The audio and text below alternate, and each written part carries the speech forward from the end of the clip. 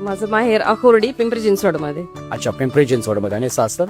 सासर इकडं लोणी काळभर आहे, पण मी स्थायिक सूस गावामध्ये झाले आता.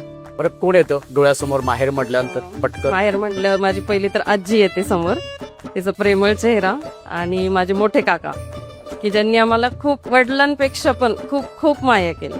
खूप अभिमान आहे मला माझ्या माहेरावर. खूप माहेराचं नाव आठवलं तरी हृदय भरून येतं एकदम. आज तुम्ही माहेर म्हटलं तरी मला, त्यांचं नाव पण ज्ञानेश्वर माऊली आहे. आज माऊली म्हटलं तरी अंतःकरण भरून येतं. आज वारीचे दिवस आहेत आणि आज तुम्ही हे विचारताय मला, म्हणजे माझ्यासाठी खूप मोठी गोष्ट आहे. पण ताई, तू जसं म्हणालीस की तुमचं एक भजनी मंडळ आहे जे आपण सुरुवातीलाच आपल्याला कळलेलं आहे, आणि पण तू त्या भजनी मंडळाला कशी जॉईन झालीस, त्या वारीमध्ये कशी काय, कधीपासून जायला लागलीस? खूप छान प्रश्न विचारला, कारण इकडे सगळे आहेत, या सगळ्यांमुळे आज हे साध्य आहे. खरं तर आता मला माझ्या घराला परंपरा होतीच, पण माझ्या घरात वारीला कोणीच गेलेलं नाहीये. पण माझ्या घरात भजन वगैरे व्हायचं, आणि खूप मोठा अध्यात्माचा वारसा मला माझे एक काका काकू आहेत की जे मला आई वडिलांसारखे सांभाळतात. जे माझ्या बिल्डिंगमध्येच राहतात, माझे नातेवाईकच आहेत, त्यांनी मला खूप आधार दिला. आणि अजून एक गोष्ट, कोरोनामध्ये ना माझे मिस्टर गेले, म्हणजे तो एक खूप मोठा धक्का होता. त्याच्यातून मला बाहेर यायला खूप वेळ लागला, खूप. पण इकडं स्थायिक झाले. ह्या सगळ्या माझ्या मैत्रिणी मला भेटल्या, माझे काका काकू की जे मला आई वडिलांच्याही पेक्षा जास्त म्हणजे प्रिय आहेत. त्यांनी मला इतका आधार दिला, आणि मी इकडं म्हणजे एक अध्यात्माला जोडले गेले. आधी होते, पण खूप जास्त म्हणजे खूप जवळ आले अध्यात्माच्या. इतक्या जवळ आले ना की आज म्हणजे मी खूप खूप ग्रंथ वाचन करते. माऊली म्हणजे माऊलींचं नाव घेते तरी माझं अंतःकरण भरून येतं, एवढं म्हणजे मला माऊलींचं हे झालं. त्यामुळं म्हणजे मी खूप आभारी आहे. म्हणजे या सूस गावासाठी मी कायम ऋणी राहीन. या ऋणातून मी कधीच त्यांच्यापासून मोकळी होऊ शकणार नाही. प्रसंग प्रत्येकाला येणार आहेत, प्रसंग कोणाला येणार नाही असं माणूसच नाहीये, आणि प्रसंगाशिवाय देव कोणालाच कळालेला नाहीये.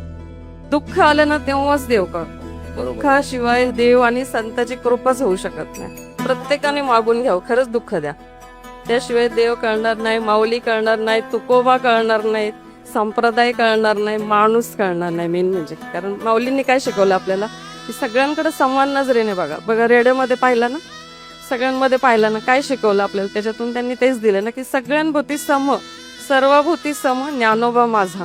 मग प्रत्येक जीवाने म्हणावं की ज्ञानोबा माझा. तेव्हा ते इतके माऊली लाडके आहेत ना अख्ख्या विश्वाचे. बघा, तुम्हाला अनुभव ती येते का नाही मला माहिती नाही, पण ज्यावेळेला पालखी येते ना, माऊली पालखीत बसून येतात ना जेव्हा, खूप रडू येतं. का बरं? आपण आपल्या बाळाची पण एवढे लाड नाही करत, इतके आपण माऊलींचे लाड करतो. अख्ख्या विश्वाचे माऊली किती लाडके आहेत बघा. त्यावेळेला कळतं की अरे देव काय आहे, अरे संत काय आहे, अरे माऊलींनी काय केलं आपल्यासाठी, केवढा मोठा ठेवा दिला ना. तो जपवायचा आहे फक्त. त्यांनी काय सांगितलं? जपा फक्त. माणसाला माणसासारखं बघा. प्रसंग आहे ना प्रत्येकावर येतो आणि येणारच आहे, आपण त्याला घाबरायचंच नाही. फक्त मनुष्य जन्मासाठीच दिलेलं आहे सगळं ना, बाकी प्राण्यांना तर नाही ना, ते तर कसे पण हे होतात ना. त्यामुळे नाही का आपण ह्याच्यात राहायचंय, आपण त्यांच्या स्मरणात राहायचंय. फक्त स्मरण केलं तरी माऊली उभे आहेत आपल्यासाठी कुठं ना कुठे. आज मला खूप छान वाटते की वारीमध्ये तुम्ही आमचा हा कार्यक्रम करून घेताय.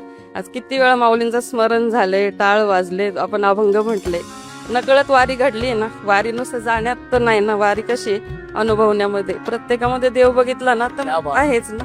वारी इथेच माऊलीच आहेत आणि इथंच तुकोबा आहेत का? ते मूर्तीमध्ये नाहीये, ते तुमच्या आमच्यामध्येच आहेत फक्त. खूप छान. तू इतकं सुंदर बोलतेस ना, आणि तू तुझ्या अनुभवातून जे तू काही शिकलीस ना, ते खरंच कौतुकास्पद आहे. कृपा आहे आपलं. काय छान वाटलं. आणि तो जो सगळ्या वारीचा आनंद आहे किंवा तुझ्या त्या सगळ्या अनुभवाचा आनंद आहे ना, तुझ्या चेहऱ्यावरती इतका स्पष्टपणे ते खूप ऐकताना खूप गोड वाटतं. खरंच खूप छान वाटतं. माऊलीची कृपा आहे, माऊलीच उभे असते.